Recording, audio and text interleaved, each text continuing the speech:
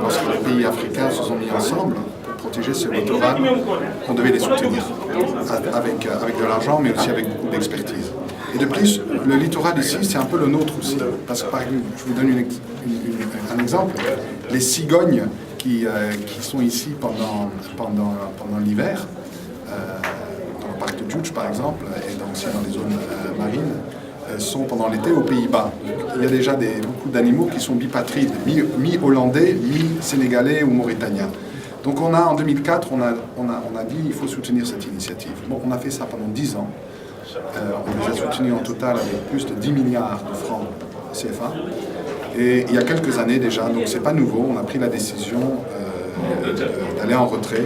Cette année, on a donné nos derniers fonds, qui sont encore assez pour 2014, et puis après, le PRCM, ils sont déjà très forts en ça, vont aller à la recherche d'autres partenaires privés et publics. Un bailleur de fonds, quand tu fais quelque chose pendant 10 ans, après c'est important que quelqu'un d'autre prenne la relève. Parce que sinon on devient un genre c'est presque comme élever un enfant. On était là dès le début, on les a soutenus, mais après un moment, il faut laisser ça aux autres. On ne peut pas avoir un enfant de 40 ans encore habité à la maison. D'autres doivent prendre la responsabilité.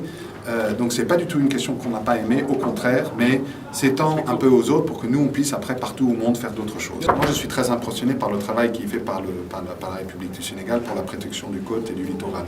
Le ministre Ngom il fait un travail essentiel, d'ailleurs son prédécesseur aussi, Ali Haïdar. Le Sénégal montre et démontre à tous les pays de la sous-région que la protection du Guin, la fixation des dunes, combattre la désalinisation, tout ça c'est essentiel, non seulement pour des raisons environnementaux, mais aussi parce qu'il y a des populations qui vivent dans les régions et qui veulent avoir un bon environnement pour leurs activités économiques. Donc c'est pas du hobbyisme environnemental qu'on fait ici, mais c'est de l'environnement, mais on tient aussi compte des populations qui doivent vivre avec de la pêche et d'autres ressources dans ces régions. On a fait beaucoup de choses, mais bon, c'est pas nous-mêmes, parce que finalement on était bailleurs de fonds et la responsabilité a été prise par les six États côtiers. Mais par exemple, les grandes de pêche dans le banc d'Argent, la fixation des Ndiaye, des dunes dans le littoral sénégalais ou mauritanien, mais aussi des études d'impact environnemental qui ont été faites en Guinée. Il y a beaucoup d'activités qui ont été faites les dernières années dans le littoral et qui continuent.